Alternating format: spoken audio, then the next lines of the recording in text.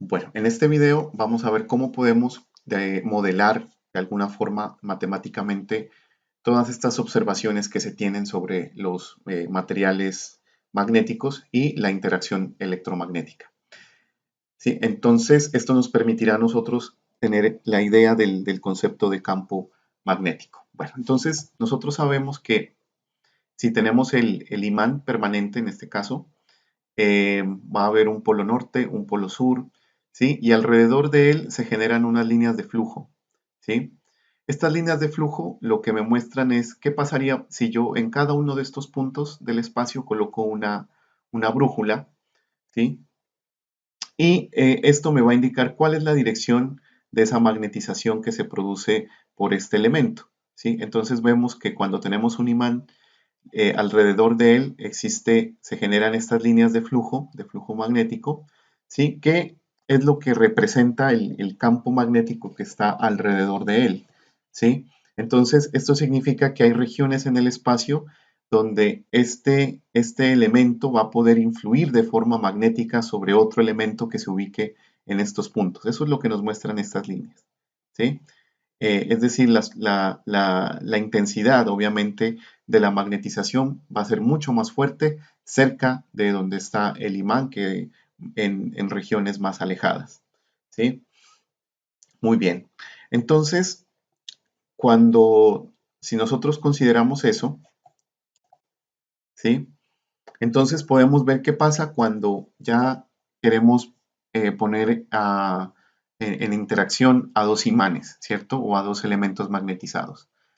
¿Sí? Entonces, cuando, por ejemplo, lo ponemos la cara norte con la cara sur, ¿sí? O el polo norte con el polo sur de los imanes, entonces notamos que hay una interacción de atracción, ¿sí? Si este elemento estuviera libre en el espacio, pues seguramente se pega con el otro, ¿sí? Es decir, hay una fuerza magnética que los va a unir, ¿sí? Y las líneas de flujo magnético se comportan de esta forma, ¿sí? En el centro podríamos decir que casi de una manera uniforme y a los lados, por decirlo así, un flujo que se escapa, ¿cierto? Un flujo magnético que se escapa. Entonces, dentro de nuestro diseño de máquinas eléctricas, vamos a tratar de evitar este flujo que se nos escapa y vamos a priorizar el que está aquí entre los elementos.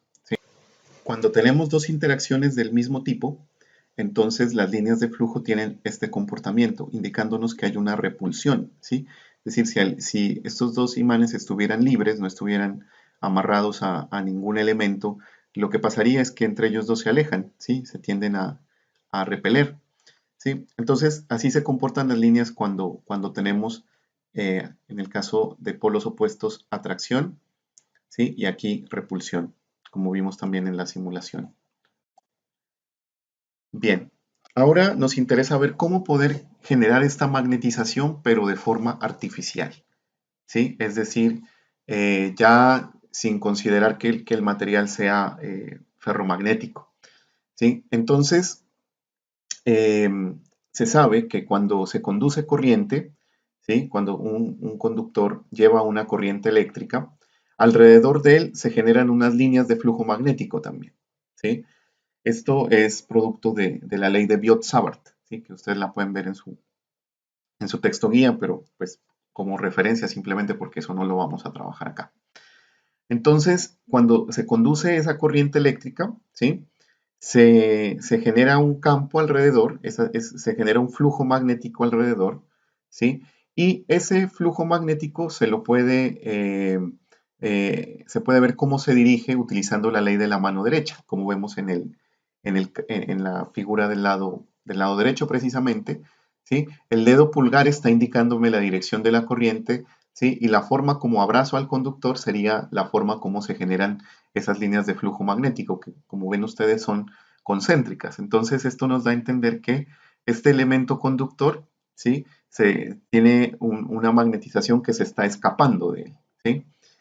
Bien.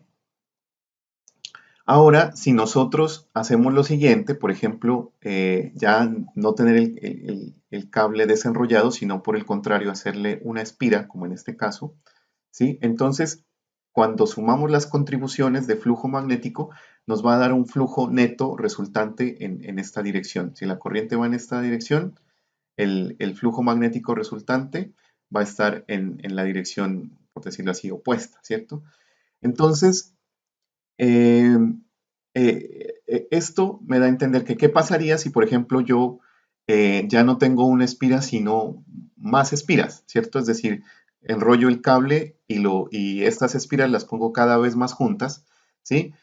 Estoy juntando los efectos o sumando los efectos parciales de cada una de las espiras, ¿sí? Y estoy formando un flujo magnético más grande, ¿sí? Entonces, sumo las contribuciones de flujo magnético de cada uno de ellos y miren que si nosotros comparamos esta forma de aquí con la forma que tenemos acá, ¿sí? Es muy parecido a haber generado un imán, ¿cierto? Es lo mismo que un imán.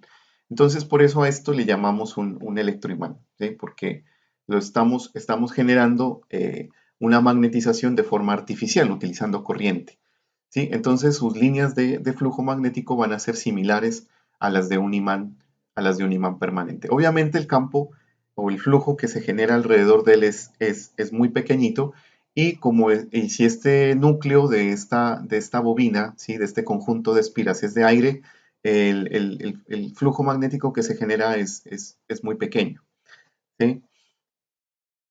Bien, aquí tenemos otra forma de verlo, ¿sí? Esta es la forma como se va deformando el flujo magnético cuando hacemos espiras, ¿sí? Pero si estas espiras las ponemos cada vez más y más juntas, entonces tenemos la misma forma que tendríamos en un imán, ¿sí? Conformando lo que se denomina el electroimán o el solenoide, ¿sí? Entonces, la fuerza de este campo magnético está determinada por las líneas de flujo que pueden incrementarse colocando materiales ferromagnéticos. Si yo en el medio, en el entremedio de este electroimán, coloco un material ferromagnético, ¿sí? Estas líneas de flujo van a ser más fuertes, ¿sí? Es decir, a mayores distancias voy a tener interacción magnética debido a este electroimán, ¿sí? Este electroimán va a estar en la capacidad de atraer o de repeler a mayores distancias, ¿sí? Y eso se debe a que este material refuerza el magnetismo. Como vimos, por ejemplo, el hierro lo incrementa 5000 veces, ¿sí? Muy bien. Y finalmente hacemos la definición de lo que sería la densidad de flujo o también denominado campo magnético, ¿sí? Entonces la densidad de flujo viene siendo la cantidad de flujo magnético que nosotros tenemos en una área determinada, ¿sí? Entonces esta cantidad de líneas de flujo magnético que atraviesan un área es lo que sería el campo magnético o el flujo o la densidad de flujo también conocida. ¿Sí? Ustedes van a encontrar en los textos que esto es con la letra B, ¿sí? Y las unidades de esto es el Weber sobre metro cuadrado o Tesla, también llamado Tesla. El flujo está dado en Webers y el área en metro cuadrado, ¿sí? Entonces va a ser más intenso el flujo, la densidad de flujo o el campo magnético, entre más flujo magnético pase en un área determinada, ¿sí? Y entonces, elementos que nos permiten a nosotros incrementar esa cantidad o esa densidad de flujo, pues son los elementos ferromagnéticos, ¿sí? Si yo mi solenoide lo conformo con elementos ferromagnéticos, pues ese efecto, perdón, se va a incrementar bastante, ¿sí? Bien, aquí tenemos otra definición importante dentro del concepto de campo y es la fuerza magnetomotriz, ¿sí? O intensidad de campo magnético. Este valor, ¿sí? Es simplemente N por I, ¿sí? Viene siendo la multiplicación entre el valor de la corriente y el número de espiras que tenga este solenoide, ¿sí? Y entonces, como vemos aquí, la intensidad de campo magnético va a ser N por I, la multiplicación de esos dos, ¿sí? Sin embargo, esta intensidad de campo magnético, ¿sí? No considera para nada el material sobre el cual estamos teniendo la bobina. Es como decirlo así, una posibilidad de generar campo magnético, ¿sí? Es la posibilidad que tiene o la capacidad, ¿no? Pues que tendría un solenoide de poder generar ese campo magnético, ¿sí? Pero realmente el campo magnético generado, ¿sí? Pues está influenciado por la permeabilidad magnética del material, ¿sí? Y entonces esta permeabilidad magnética, ¿sí? La definimos como una permeabilidad del vacío de referencia, que es mu sub 0, por la permeabilidad relativa del material, que como vimos anteriormente, por ejemplo, para el caso del hierro, puede llegar incluso hasta ser de 5000, ¿sí? Entonces, muy importante estos dos conceptos porque también nos vamos a cruzar con ello cuando miremos transformadores. Sí, una cosa es la fuerza magnetomotriz, es por decirlo así, la posibilidad de generar campo magnético, y ya B, que ya es el valor como tal de campo magnético generado. ¿Sí? Bien, esta constante, para finalizar, esta constante mu sub 0 tiene este valor de 4pi por 10 a la menos 7 Webers sobre amperio por metro. ¿Sí? Entonces, a partir de ese valor de referencia se construyen el resto de valores de la constante de permeabilidad. ¿Sí? Muy parecido a lo que pasaba con la permitividad en el caso de los materiales, en el caso de los capacitores. ¿Sí? Entonces aquí esta densidad de flujo magnético, ¿sí? Va a estar condicionada, ¿cierto? Por el número de vueltas, la corriente que yo le suministre y además del tipo del material. O sea, ahí sí va a depender mucho del material. Bueno, con esto finalizamos este video donde resumimos de forma muy corta el concepto de campo magnético. Y a continuación pasamos a ver ya la aplicación de esto, que es la inductancia.